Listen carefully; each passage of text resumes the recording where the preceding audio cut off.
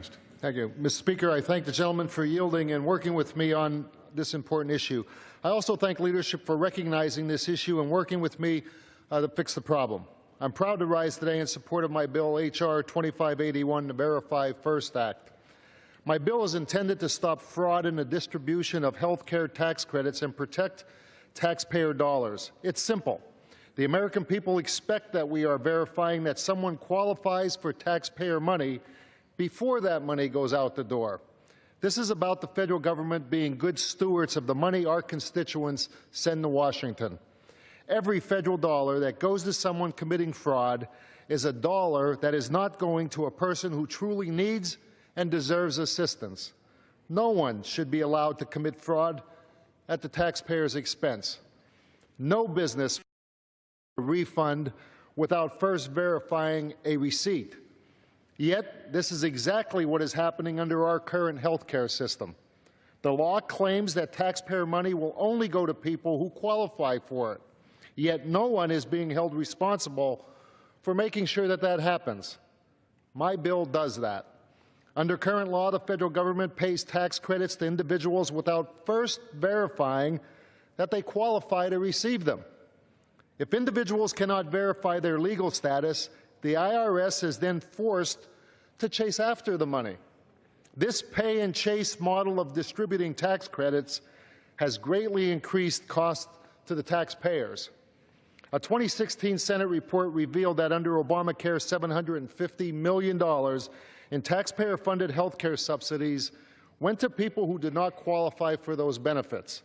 Now, we can fix this problem and save time and money so that IRS agents are helping people instead of trying to recover improper payments by verifying legal status first.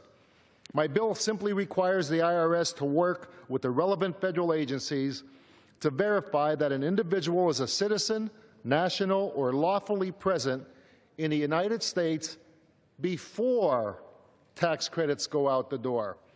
This can be done by verifying an applicant's Social Security number or other immigration documents. Again, the American people expect that we are already doing this. Under my bill, everyone who applies for the advanced premium tax credit will be verified for legal status. Most people won't even know this is happening because the verification check is so quick.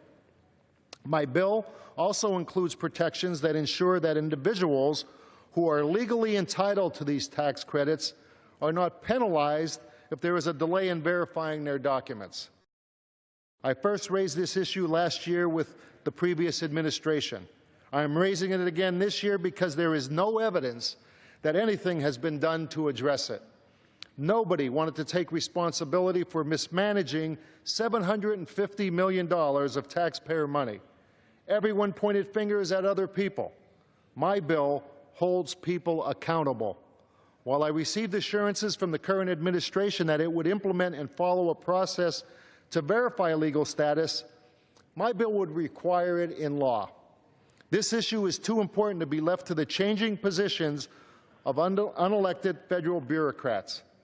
The American people deserve to know that their representatives are doing everything in their power to protect taxpayer money.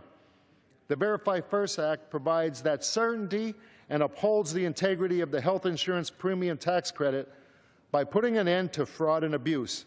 I thank my co-sponsors of my bill for their support.